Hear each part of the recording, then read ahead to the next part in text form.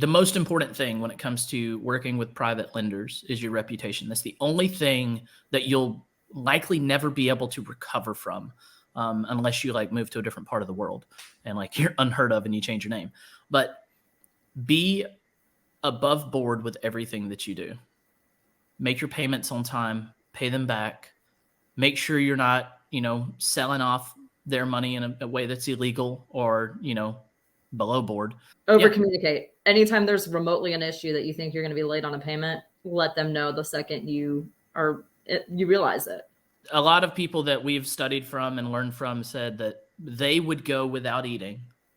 They would skip meals for like days if they had to, so that they could pay their private lenders. Right. They made sure that their private lenders got paid first, no matter what.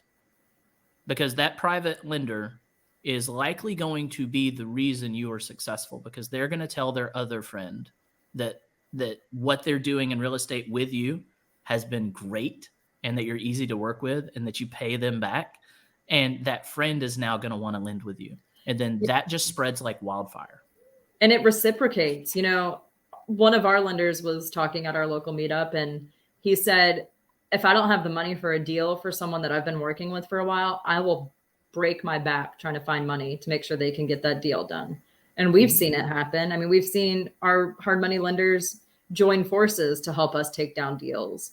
And it's for us at this point, because we have that reputation and have worked our butts to pay them off and make sure they are always whole and then some if need be. Yeah. There's no question, it's like, hey, I have this deal. We don't have to worry about, is that lender going to come through? Because we help them and they help us. It goes back and forth. Yeah.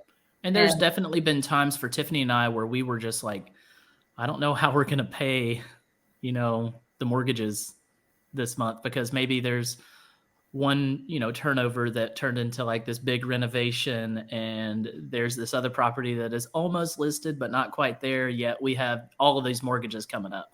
And so we had to do whatever we had to do to get them paid. And that it just continues to snowball in the sense of we're responsible. We take care of our lenders. We always pay them.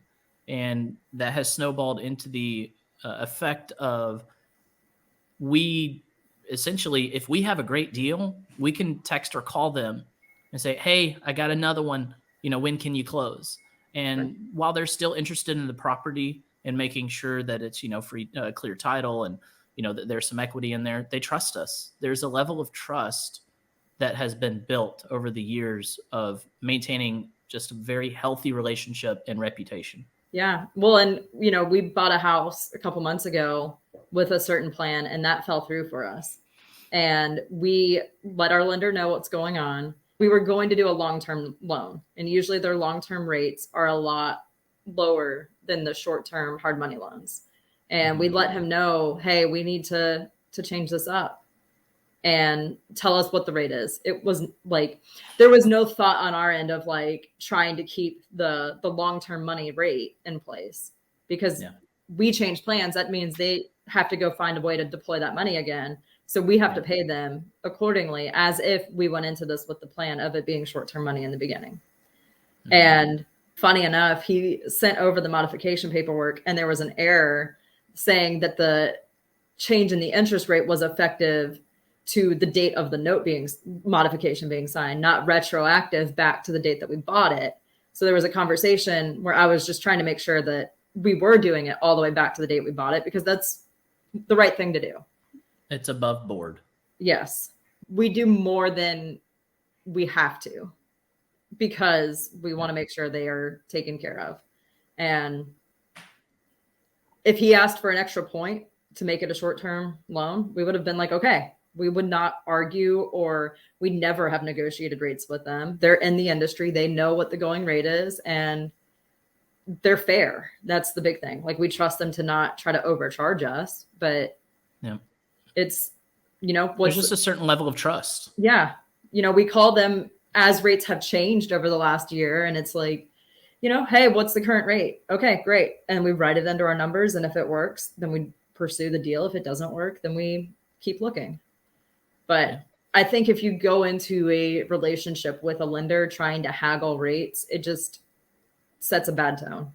Yeah. And how that conversation starts, if it starts with the lender saying, hey, rates are this, but it's negotiable, how you respond to that is important.